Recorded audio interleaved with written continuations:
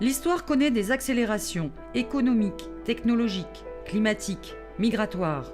Ces transformations affectent les métropoles. Pour comprendre et décrypter ce qui se joue, l'AVITEM, l'AFD et l'Agence de coopération allemande pour le développement joignent leurs forces et consolident le cycle engagé en 2014 par 3 nouveaux ateliers métropolitains à l'échelle de la Méditerranée. Ces ateliers vont s'articuler autour de grands moments, de cas concrets, de thématiques clés et d'échanges d'expériences. 4 semaines pour nourrir des réflexions participant à des visions stratégiques de métropole dans un souci de prise en compte des enjeux environnementaux, climatiques et de cohésion sociale. Comment anticiper les transitions métropolitaines, construire des projets et passer à l'action. Direction Marseille. Accompagnons les 25 participants qui ont répondu présents pour ce premier séminaire d'une semaine. On est tous là pour présenter des problèmes du point de vue habitat, aménagement du terrain, l'eau, l'éducation, la vie sociale et le développement économique du pays. Comme le Maroc et l'Algérie, la Tunisie, le Burkina Faso qui sont donc des participants également à ce séminaire. Et dans ce cadre, donc, nous allons un peu voir la possibilité d'avoir des instruments un peu plus souples, un peu plus de concertation, moins de dirigisme. Des instruments pédagogiques comme le carnet d'innovation ou ses Lego, outils de représentation des projets, pour une cartographie participative.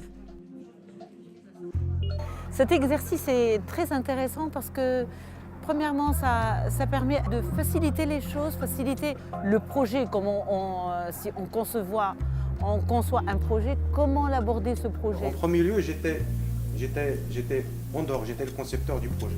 Maintenant, je me mets là. Ce sont mes alliés, avec mes alliés. Merci beaucoup. On va visiter, donc sur la gauche, vous avez la copropriété Bellevue, un groupe scolaire. Immersion dans Marseille, une explication in situ de 17 projets rénovation urbaine pour reconnecter les quartiers à la ville. En pleine cité, la gare franche dans les quartiers nord. Le projet avait été étudié par les architectes pour être plutôt du R+2, R+3 avec de l'activité. Laure Portal dresse le bilan de la rénovation du plan Daou.